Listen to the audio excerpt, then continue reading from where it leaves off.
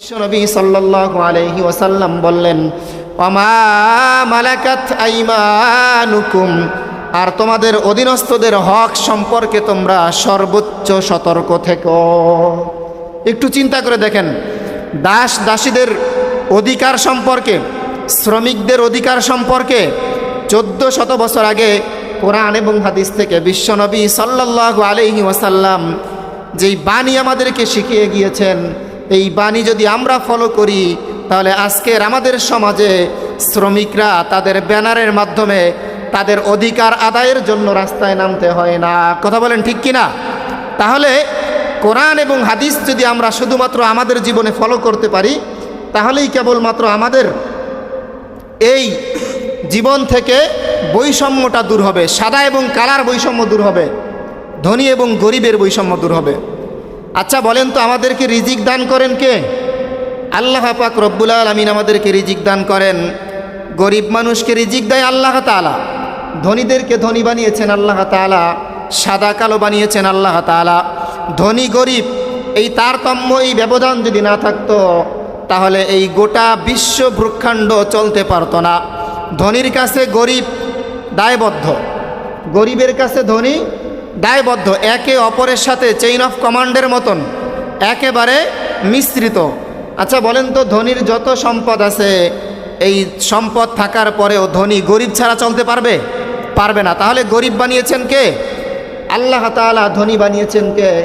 আল্লাহ তাআলা। তাহলে বোঝা গেল রিজিক যিনি দেন তিনি কে? আল্লাহ পাক রব্বুল আলামিন হচ্ছেন রিজিক দাতা। আল্লাহ পাক রব্বুল আলামিন কোরআনুল কারীমের মধ্যে বলেন, লাকাদ খলাকনাল ইনসানা ফি কাবাদ। লাকাদ খলাকনাল ইনসানা ফি কাবাদ, সূরাতুল বালাদ 4 নম্বর আয়াতের মধ্যে আল্লাহ পাক রব্বুল আলামিন বলেন, নিশ্চয়ই আমি মানুষ সৃষ্টি করেছি কষ্ট ক্লেশের মধ্যে শ্রম নির্ভর রূপে। মানুষদেরকে আল্লাহ তাআলা সৃষ্টি করেছেন কষ্ট ক্লেশের মাধ্যমে, শ্রম নির্ভর রূপে। কথাটা বুঝেন, কোরআনের কথা, আল্লাহ পাক রব্বুল আলামিনের কথা।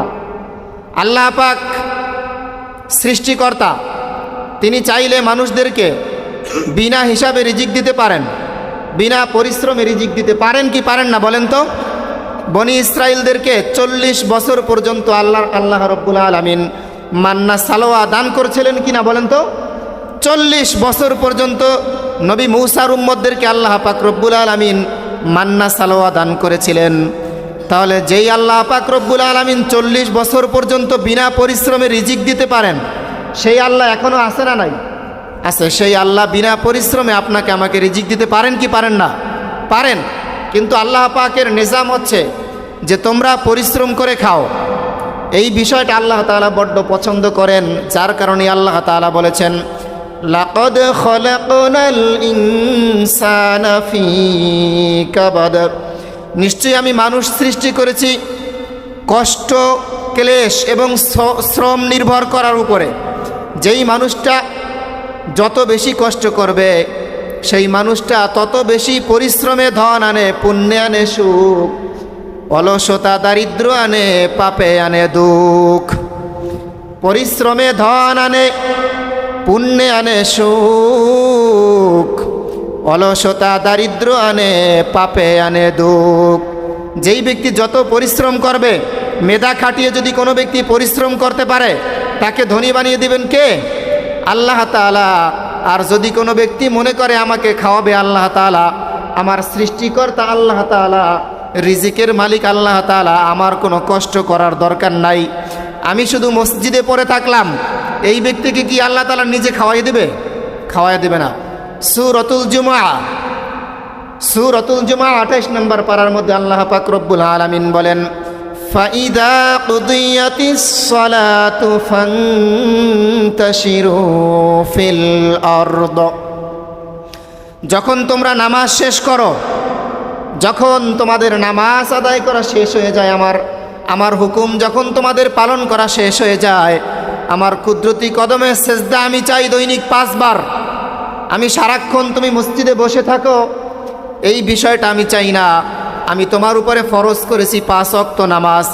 এই 5 ওয়াক্ত নামাজ, ফাইদা কুদিয়াতিস সালাতু, যখন তুমি এই 5 ওয়াক্ত নামাজ আদায় করলা, এরপরে কি করো, ফাইদা কুদিয়াতিস সালাতু ফান্তাশিরু ফিল আরদ, ফান্তাশিরু ফিল আরদ, নামাজ শেষ, এখন আর মসজিদে বসে বসে দরবেশগিরি করার দরকার নাই। ফান্তাশিরু ফিল আরদ, ছড়িয়ে ছিটিয়ে পড়ো জমিনের মধ্যে। আমি জমিনের মধ্যে কোথায় কীরকম রিজিক বন্টন করেছি, এই হালাল রিজিকটা উপার্জনের জন্য জমিনের মধ্যে তুমি ছড়িয়ে ছিটিয়ে পড়ো। কার নির্দেশ? আল্লাহ পাকের নির্দেশ। তাহলে মসজিদে বসে বসে দরবেশগিরি করলে হবে? এই হালাল পন্থায় উপার্জন করা আল্লাহ পাকের নির্দেশ। তাহলে বোঝা গেল হালাল পন্থায় রিজিক অন্বেষণ করা এটাও ফরজ। এটা কি ফরজ? বসে বসে দরবেশগিরি করব, আর একজন লোক আমাকে খাওয়াবে, এটা হলো সবচাইতে নিকৃষ্ট মানের খাবার, নিজের হাতে উপার্জনের খাবার, সর্বোত্তম খাবার। কে বলেছেন? বিশ্বনবী সাল্লাল্লাহু আলাইহি ওয়াসাল্লাম বলেছেন। একটু দেখেন, পৃথিবীতে প্রথম চাষাবাদ করেছেন হযরত আদম আলাইহিস সালাতু ওয়াস সালাম। আদম নবী কে ছিলেন? আমাদের বাবা ছিলেন, আমাদের পিতা ছিলেন, আদি পিতা।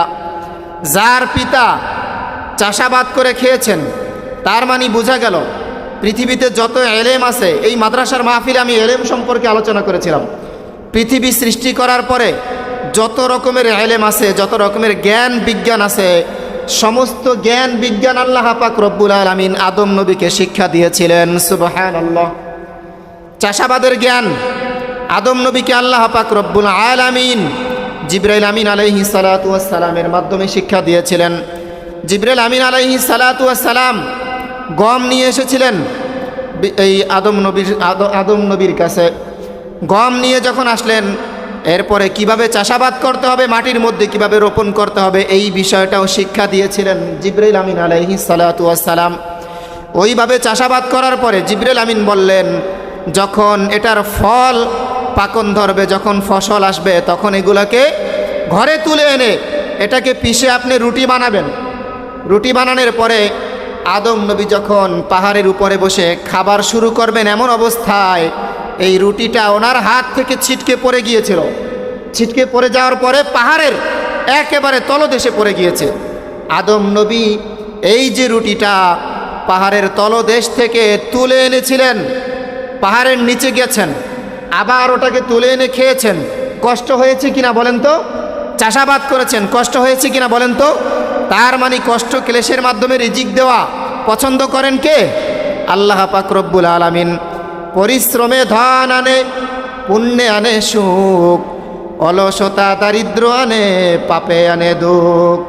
শুধুমাত্র আদম নবী নয়, এই বিশ্বের ইতিহাসে যত রকমের শিল্প দেখেন, যত রকমের জ্ঞান বিজ্ঞান দেখেন, এই জ্ঞান বিজ্ঞানের সূত্রটা নবীদের মাধ্যমেই হয়েছিল। যেমন হজরত নূহ আলাইহিস সালাতু ওয়াস সালাম, আল্লাহর নবী হজরতে নূহ আলাইহিস সালাতু ওয়াস সালাম কাঠ মিস্ত্রি ছিলেন। কাঠ মিস্ত্রি ছিলেন। পাক রব্বুল আলামিন জিবরাইল আমিন আলাইহিস সালাতু ওয়াস সালামের মাধ্যমে কিভাবে ঘর উঠাতে হবে, কাঠ মিস্ত্রির কাজটা কিভাবে করতে হবে, এটা যদি ওনাকে শিক্ষা না দিতেন, তাহলে আমরা আজকে এই কাঠের ঘর তৈরি করে থাকতে পারতাম?